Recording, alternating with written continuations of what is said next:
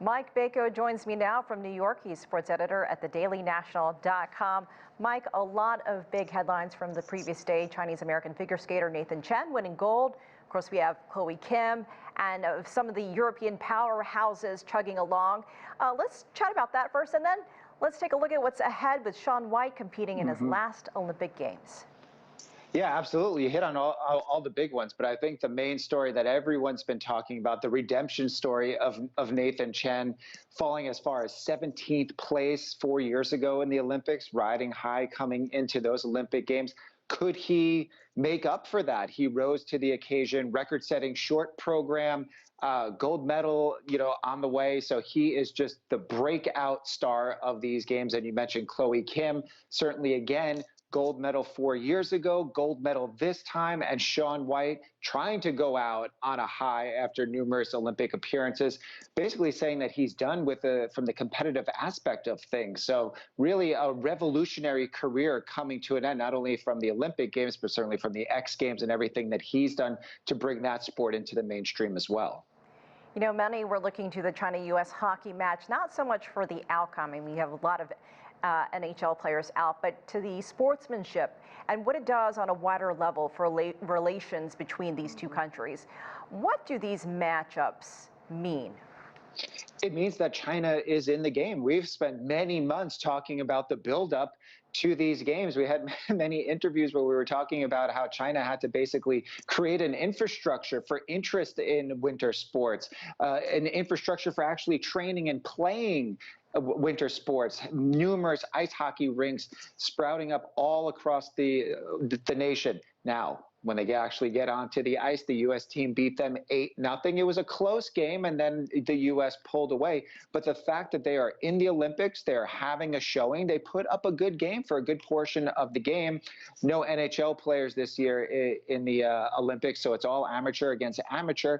But the fact that they are playing, not medal hopes, not even getting to the next round, but just in terms of being on the ice and being competitive, that's what they're trying to do and trying to show.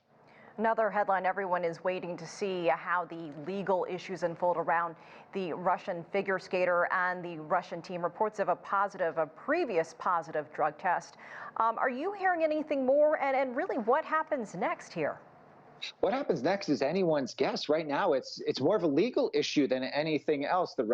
Well, not really the Russian Olympic Committee, but it's all tied up because they're not really Russian skaters. It's the Russian Athletic Federation that they're skating under. But the 15-year-old prodigy, trimetazidine, a drug that's usually meant to treat heart irregularities as well as vertigo, but could also be used to increase endurance in athletes. So that certainly plays to something that a figure skater would want. This is a positive test that supposedly happened back in December. So should she have been able to compete in those qualifying events? And then should she have been able to compete in the Olympics? That's what's up for debate right now. And it's not even an IOC issue. It's an anti-doping issue. It's an Olympic issue. It's an IOC issue. And it's an athletic federation issue. It's lawyers involved on all ends. On the onset of the Olympics, we heard of some cases among Olympic athletes and staff inside the bubble. We know that this is the safest place for anyone to be.